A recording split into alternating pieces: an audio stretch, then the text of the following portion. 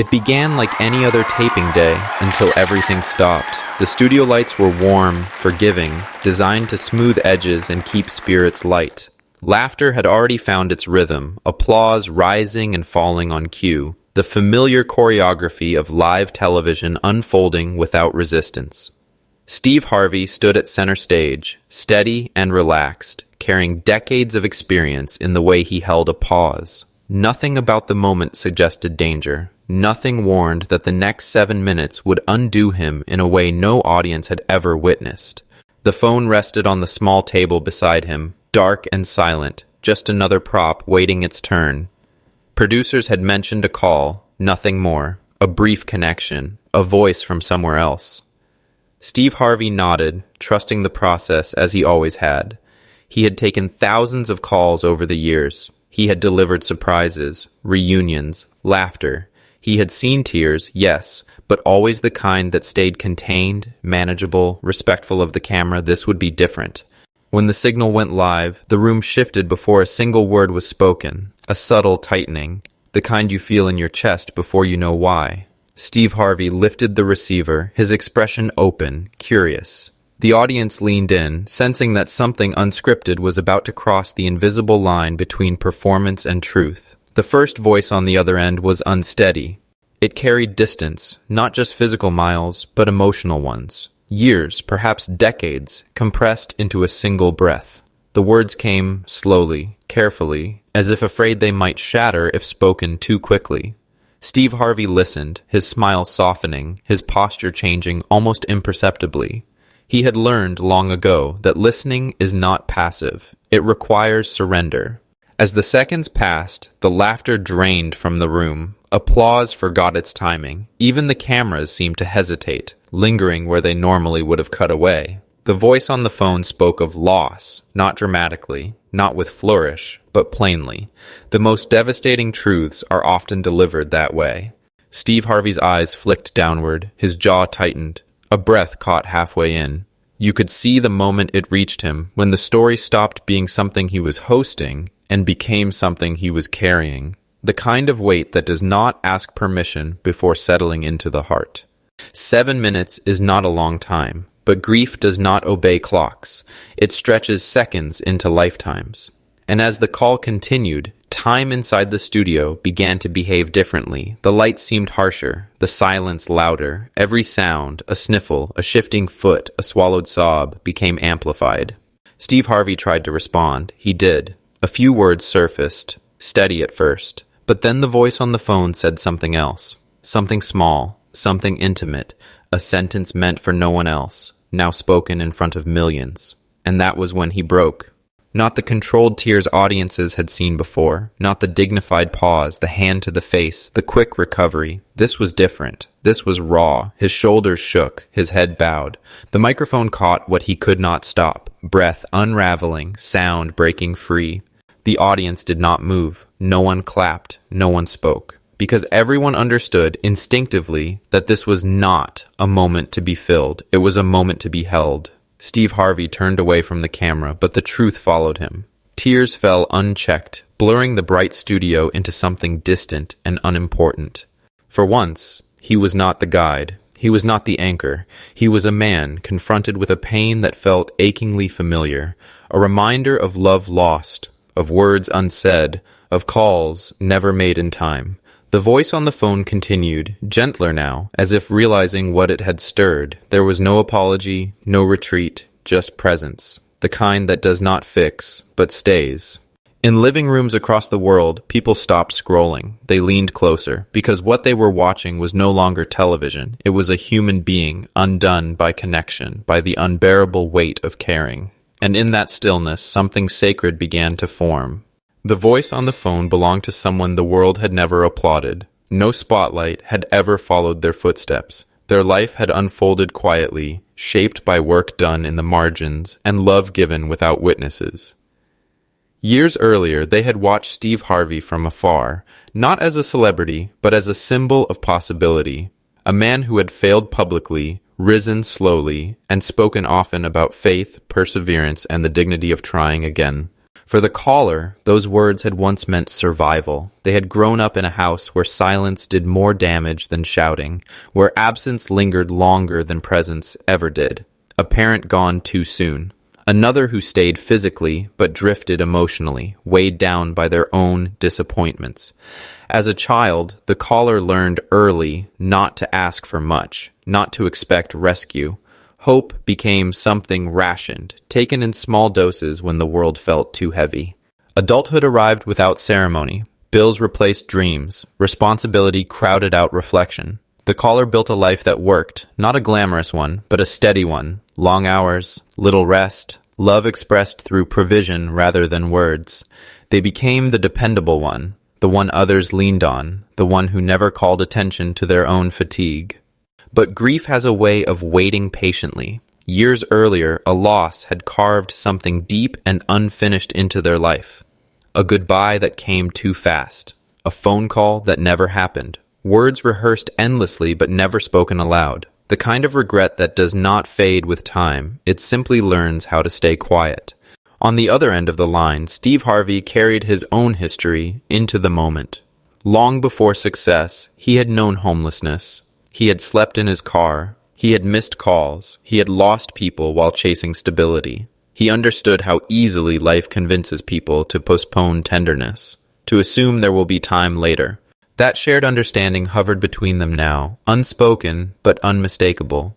The caller explained why they had reached out, not for fame, not for sympathy, but because 7 minutes felt like all they could manage, because the weight they carried had grown too heavy to keep alone, and because somehow Steve Harvey felt safe, familiar, like someone who might understand without needing explanation. The audience learned these details slowly, piece by piece, as the call unfolded. There was no dramatic reveal, no swelling music, just the accumulation of truth, the kind that seeps in quietly and then refuses to leave. Steve Harvey listened with his whole body, his head lowered, his free hand pressed against the table as if grounding himself. Each sentence from the caller landed not as information, but as memory, as recognition. He was no longer just hearing a story, he was remembering versions of himself that had survived similar silences. You could see the struggle in his face, the attempt to remain present without being overwhelmed, to honor the caller without collapsing under the weight of shared grief. But some emotions do not respect professionalism, they demand acknowledgement. The caller spoke of a promise once made, to call more often, to say what mattered, to bridge distance before it became permanent. Life had intervened, it always does. Work, pride, fatigue. And then one day, the chance was gone. That was when Steve Harvey's composure finally failed him. Because regret has a sound. It catches in the throat. It bends the spine. It reminds the body of every moment it chose convenience over connection. And in that studio, under lights meant for entertainment, Steve Harvey was no longer hosting a show.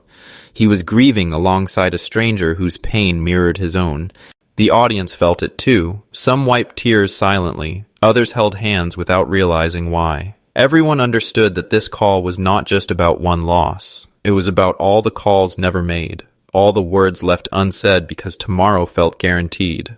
The caller did not ask for forgiveness. They did not ask for absolution. They simply spoke the truth they had carried alone for too long. And in doing so, they offered something rare, vulnerability without demand. Steve Harvey tried again to speak. His voice cracked. He nodded more than he talked. When words finally came, they were not rehearsed. They were not polished. They were honest.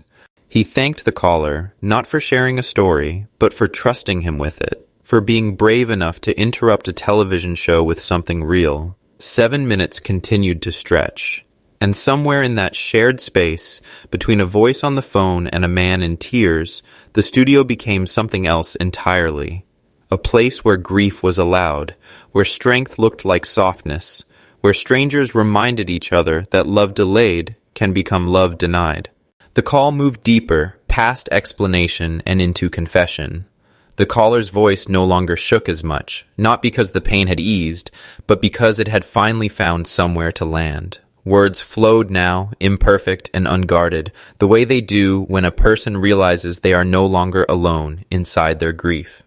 They spoke about the day everything changed, not with drama, but with precision. The weather, the hour, the way the phone sat just out of reach while life carried on, unaware it was approaching a line it would never cross again. They spoke of thinking there would be time, of believing that love, once established, could wait, of trusting that the people who mattered most would always be there when the noise finally quieted. Steve Harvey's breathing slowed, then stuttered. His eyes closed for a moment, not to hide, but to hold himself together. He had lived that lie too. The lie of postponement, the lie that tomorrow is generous. He knew how quickly ambition can masquerade as responsibility, how easily providing can replace presence, how often men are taught to show love through endurance instead of tenderness. The studio lights reflected off the moisture gathering along his lashes. A producer shifted uncomfortably, unsure whether to intervene. No cue cards existed for moments like this. No script allowed for a host to be undone so completely, so publicly. And yet, no one moved to stop it. Because everyone could feel it, the truth had taken control, and interrupting it would be a kind of theft. The caller paused, as if deciding whether to say the next part aloud. Silence stretched. It pressed against the room, heavy and fragile at once. Then came the sentence that broke everything open. They spoke the words they never got to say, not dramatically, not loudly, just as they would have said them if time had been kinder. The phrase landed softly, like a hand placed on a shoulder too late. And Steve Harvey folded inward, his head dipping as a sound escaped him that was not meant for microphones. It was grief recognizing itself. The audience did not avert their eyes. They did not look away out of discomfort. They stayed because this was not something to consume and discard. This was something to witness, to carry. The kind of moment that rearranges the room you're in, even if you never speak of it again.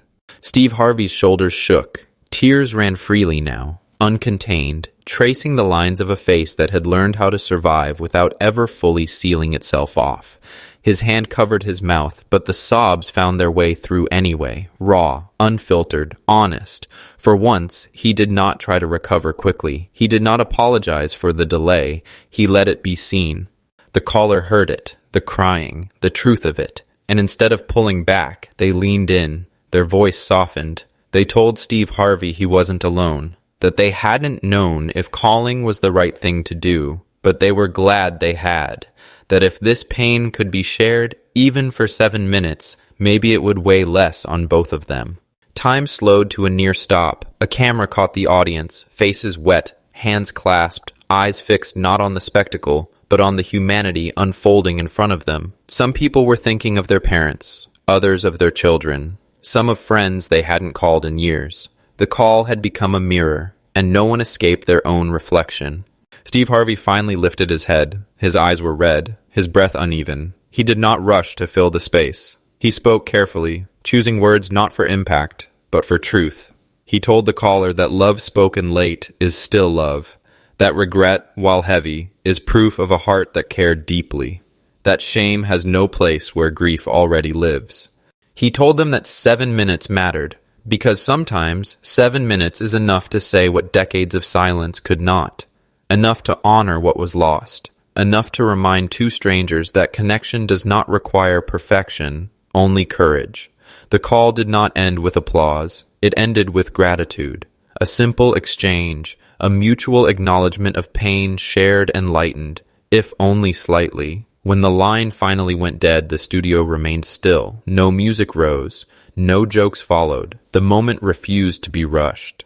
Steve Harvey stood there, tears drying slowly under the lights, his chest still tight, his heart still open. He looked out at the audience, not as a host seeking approval, but as a man humbled by what happens when people tell the truth out loud. 7 minutes had passed, and nothing would ever be the same again. When the call ended, the studio did not rush to reclaim its rhythm. There was no cue to applaud, no signal to laugh, no gentle nudge back toward normal programming. Normal no longer fit. What lingered instead was reverence, the kind that settles when something fragile has been handled with care. Steve Harvey remained still for a long moment, as if standing up too quickly might shatter what had just formed. His face bore the marks of the last 7 minutes, eyes swollen, breath uneven, the quiet aftermath of tears that had come from somewhere deeper than performance. He wiped his face once, slowly, not to erase what had happened, but to steady himself enough to remain present. When he finally spoke again, his voice was softer than the room expected, not weak, honest. He did not summarize the call. He did not frame it as a lesson. He simply acknowledged the weight that had passed through the space, grief, regret, love unfinished, but not unworthy. He spoke about how easy it is to believe there will always be time, how often people delay tenderness because survival feels more urgent, how strength is misdefined as silence. The words were not directed at the cameras. They were offered to the people in front of him and to the ones watching who felt something stir uncomfortably in their chests. He told them that healing does not arrive all at once, that it often begins when someone is brave enough to tell the truth without asking to be rescued, that 7 minutes of honesty can sometimes do what years of distraction cannot. The audience leaned into the quiet. Some nodded. Some cried openly now, unafraid. The studio, once a place of cues and timing, felt almost sacred. A shared understanding hovered that everyone present had just been entrusted with something deeply human. Steve Harvey stepped beyond his role then, not by declaring it, but by embodying it. He spoke not as a host guiding a segment, but as a father figure who understood the cost of absence. As a friend who had missed calls and carried the ache of what might have been said. As a man who knew that public strength means little if private hearts remain untouched. He encouraged people, gently, without command, to make the call they had been postponing, to speak the words they kept assuming they could say later. Not because guilt should drive them, but because love deserves urgency. The power of the moment was not in its drama, but in its permission. Permission to grieve openly. Permission to admit regret without being defined by it. Permission to believe that connection, even delayed, still matters. Behind the cameras, crew members stood motionless. Producers lowered their eyes. No one checked the clock. Everyone understood that whatever time had been lost in programming would be gained in meaning. Steve Harvey thanked the caller once more, not by name, not with flourish, but with sincerity. He acknowledged the courage it took to speak into silence and trust that someone on the other end would listen. He reminded the room that vulnerability is not weakness. It is evidence of love still alive. As the show slowly moved forward, it did so differently. Laughter returned later, but it carried a new texture. Applause sounded gentler. People clapped not out of habit, but out of gratitude for having witnessed something real. For Steve Harvey, the shift lingered beyond the broadcast. The tears had stopped, but the clarity remained. The understanding that moments like this are not interruptions, they are the reason platforms exist at all, to hold space when people need it most, to remind the world that humanity still belongs on screens. The studio lights dimmed slightly as the segment ended, but the warmth did not fade. It settled into memory, into conversations that would happen later that night, into phone calls made because waiting suddenly felt unbearable. Healing had not erased grief, but it had given it company. In the days that followed, the 7-minute call escaped the boundaries of the studio. It traveled quietly at first, shared in messages that began with, "You need to see this."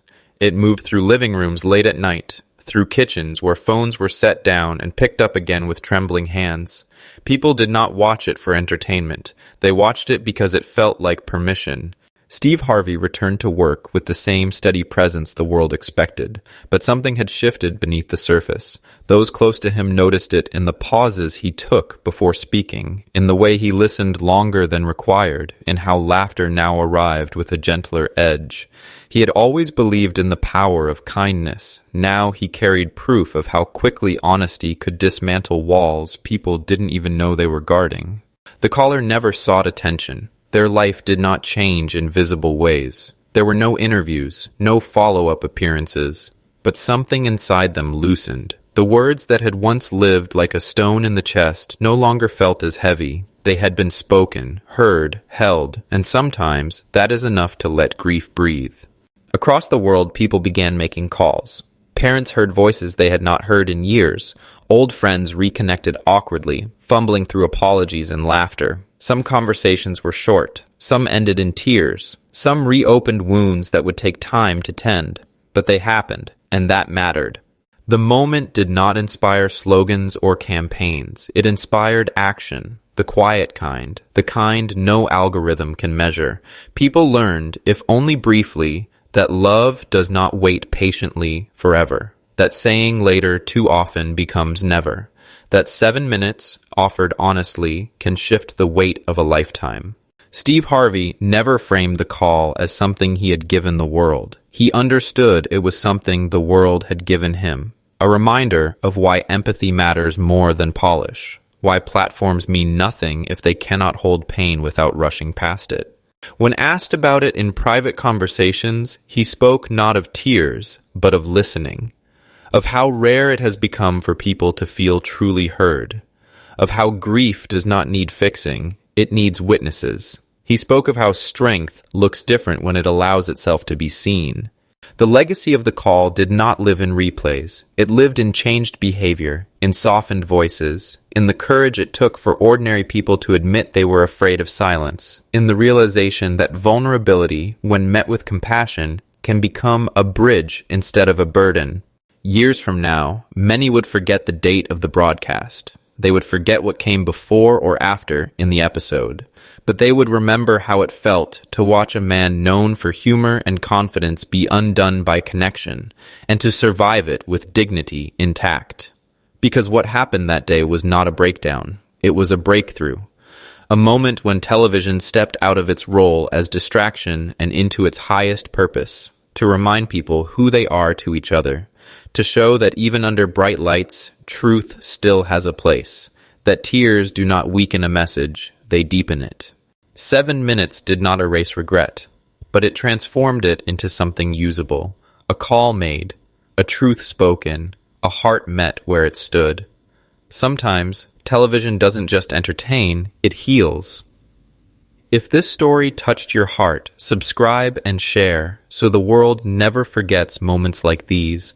This is Stories Left Behind, where human stories are never lost.